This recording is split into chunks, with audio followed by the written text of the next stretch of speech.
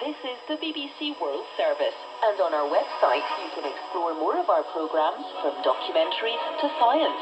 Listen and download at any time by going to bbcworldservice.com.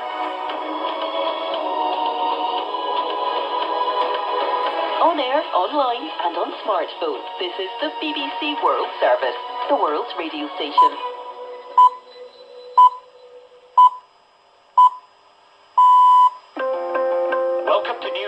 From the BBC World Service. I'm Julian Marshall. Journalists in a town abandoned by the Russians north of the Ukrainian capital, Kiev, say they've seen bodies of civilians strewn along a single road. We walked by about 6 bodies. They were lying prone, face up, face down. One man had apparently been shot in the head. The body of the Ukrainian photojournalist Maks Levin has also been found in a village north of Kiev. We'll hear from one of his colleagues. He wants to put a face to the suffering, to the joy, to the hope. He was a war witness, and he felt very strongly about that. Also, how has the war in Ukraine affected President Macron's chances of re-election? We'll hear about his only campaign rally. And we report on Sunday's elections in Hungary and Serbia, where the ruling parties have become entrenched in power. That's all after the latest news. I'm Stuart McIntosh with the BBC News. Hello. Reporters who've entered the Ukrainian town of Bucha near the capital Kiev say they've seen at least 20 bodies strewn along a single road, apparently killed by retreating Russian forces. An officer told one reporter that all men aged between 18 and 60 were rounded up and executed by Russian occupiers. The town's mayor told the French news agency that 280 bodies have already been buried in mass graves. Anna Foster is following developments from Lviv. Some of them with their hands tied behind their backs, people lying where they've fallen. In one image, there's a man who was on a bike, and he literally lies with his hands still on the handlebars. It looks like the bodies have been there for several days. What we see, and we may see, we don't know for sure, but we may see more of, as Ukrainian forces start to move into those towns and settlements around Kyiv that Russia are pulling out of. These are the kind of scenes that it appears that Russia is leaving behind. Hundreds of residents of Mariupol have managed to escape the besieged city in private cars and have arrived at reception centres hundreds of kilometres to the north.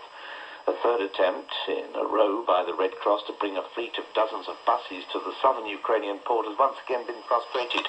Jonathan Beale is in Zaporizhia, where some of the refugees have arrived.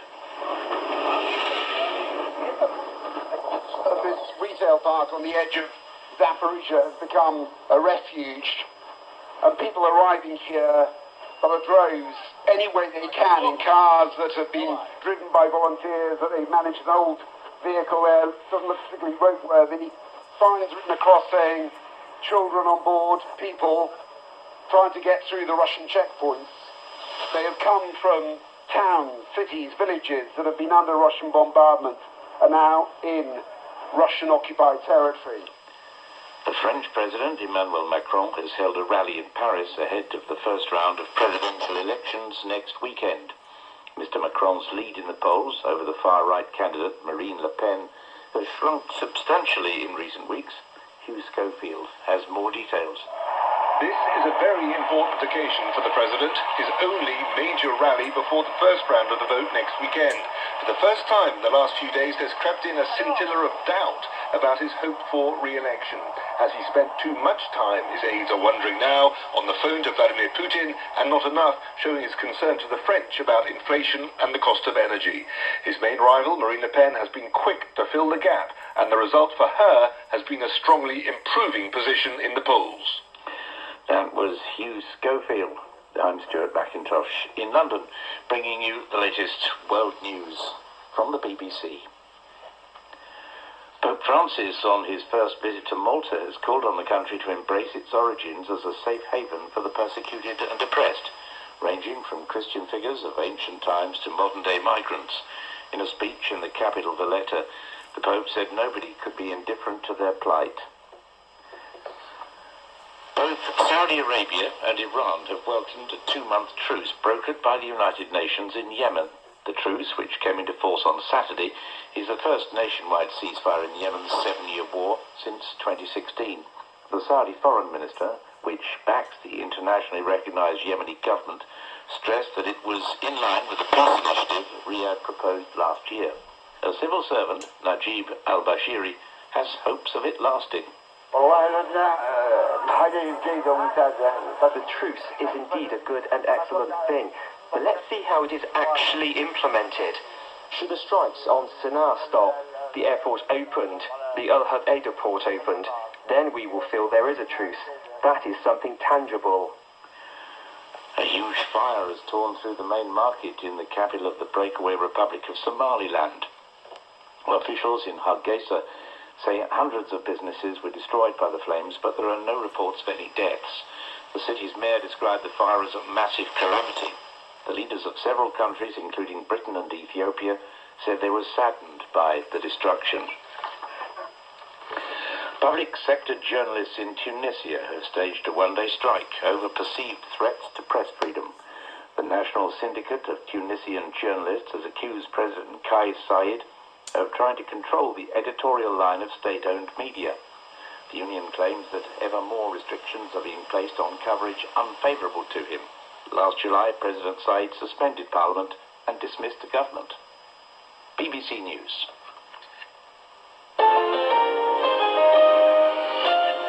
Hello and welcome to News Hour from the BBC World Service, coming to you live from our studios in central London. I'm Julian Marshall. Russian forces are withdrawing from their positions north of the capital, Kiev. That's no longer a promise from the government in Moscow or claim from the Ukrainian government, but a fact to which advancing Ukrainian forces are now bearing witness. And what they're finding is a trail of destruction left by the Russians, not only of military installations, but of towns and villages and human lives.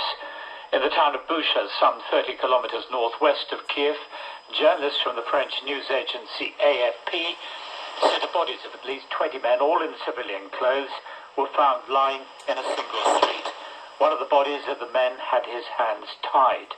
The local mayor was quoted as saying they'd all been shot by the Russians. Andrew Kramer, Moscow correspondent of the New York Times, visited Busha today and is now back in Kiev. What had he seen and heard? What I saw in Bucha was a scene, a very raw scene of fresh combat. The city had been fought over as Russia advanced in toward Kiev a month ago, and then periodically there were street battles and certainly a lot of artillery, but it was essentially controlled by Russia for about a month. And then it was won back by the Ukrainians. So you see down power lines, destroyed houses, some completely blown up. When we arrived with a military unit that was bringing in food, and there was a crowd of people in very sullied clothes that had been in basements for most of the month, and they were coming out and greeting the soldiers and picking up bags of potatoes. We also saw in town that there was apparently no gas or electricity. People were cooking on small outdoor fires. As we drove around, you would see small groups of mostly elderly people standing by their yard and waving at the Ukrainian soldiers as they went by. The Ukrainians had just arrived in the town yesterday on Friday in the afternoon. They were returning today with some food supplies. The town is still heavily mined. The soldiers were cautious about tripwires and landmines. One thing that we saw, which was quite striking, was civilian bodies on the streets. So we were walked by about 6 bodies on the route that we took. They were lying prone, face up, face down. One man had apparently been shot in the head. It was not clear the circumstances under which these people had died based on the bodies that we saw. So it was really a scene of a city, once a small suburban community outside of Kiev, that had been the site of very vicious combat. Could I just return, though, to those civilian casualties? You saw 6 bodies, 1 man shot in the head, none with hands tied. Other reports have suggested, in fact, other reports have spoken of at least 20 bodies strewn along a single road, and no evidence at all as to who might have been the perpetrators. The city was, the town rather, was controlled by the Russians for about a month. It was also the target of a counteroffensive. So these civilians may have been caught in crossfire. Certainly, the individual who appeared to have been shot would have been shot by the Russians, if that were the case. Right beside his body was a packaging from a Russian military meal that was just littered in the streets. Any which way, the Russian army bears responsibility for these civilian deaths, for having invaded Ukraine on false pretense. And again, we've had another report in which a commander is quoted as saying that all men aged between 18 and 60 were rounded up and executed by Russian occupiers in Bucha. Again, you found nothing to substantiate that, or nothing to that effect was said to you. Well, I found nothing that would refute it. I'm just describing what I saw myself, and it was a limited route once again because the town is heavily mined. It was not appropriate to ask the special forces who were escorting us to linger and or move into other areas. On the reports of a mass grave, that was a statement by the mayor of Bucha. We'll see what comes out. And there certainly have been grave human rights abuses in Bucha and throughout the war zone in Ukraine, and so I think that we should not be skeptical of some of the more horrific stories, but also, as you say, it's not substantiated yet. But what we can say for certain is that north of Kiev seem to be retreating and seem to be in some disarray. That's right. Some of the essential mistakes of the Russian army was positioning their armored vehicles within easy range of Ukrainian artillery, and in towns where there were no shortage of people willing to spy, to indicate where they are and inform the Ukrainian authorities of where these tanks were hidden in towns. And they were ruthlessly targeted. So the Russians had been quartering in apartments, looting food from stores, according to residents. And from these accounts and from the dozens of destroyed tanks, the indications that they were unraveling, the Russian force was unraveling, falling apart in these areas. So the Russians pulled back and are retreating. And I think this is significant, what had been seen as the second most powerful army in the world.